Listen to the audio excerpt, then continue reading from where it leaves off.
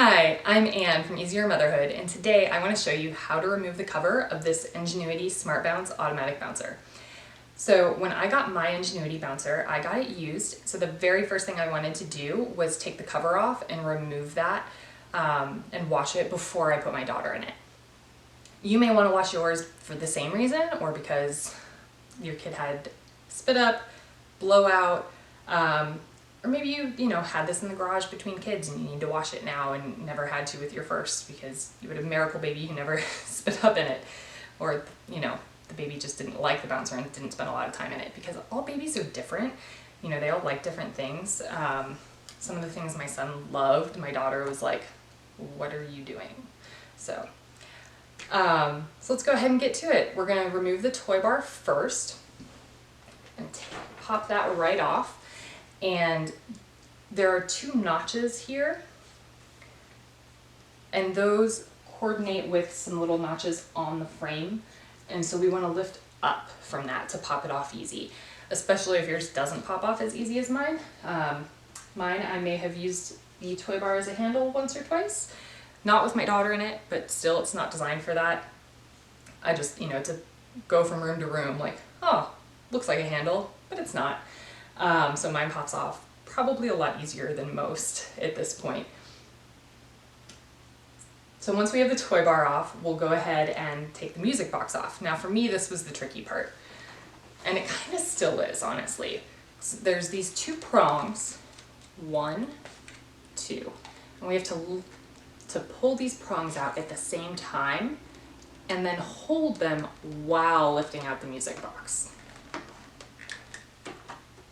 Ta-da! So let me show you that again from the side.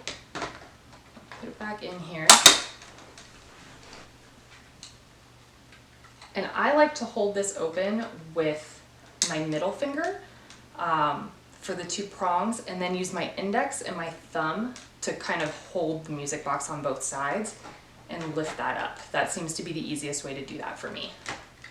So that's getting the music box out.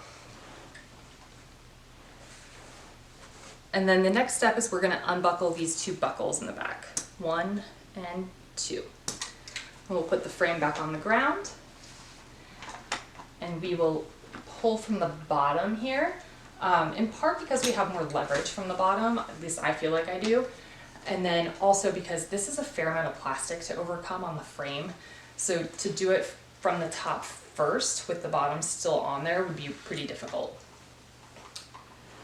So now we have our cover off. We throw it in our imaginary washer that's instantaneous and pull it back out, and oh my god, it's even air dried instantly. God, that would be so amazing. Like, to have it spit up or blow out and then like 2 seconds later it's just clean. And baby could go right back in it.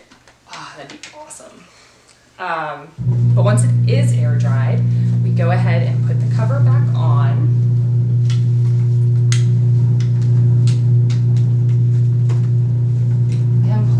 Bottom.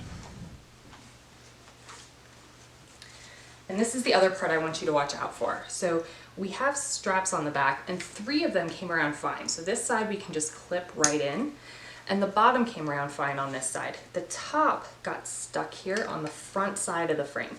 So we just want to take our finger and pull it around all the way on the back side. And there we go. Now we can put our music box back in.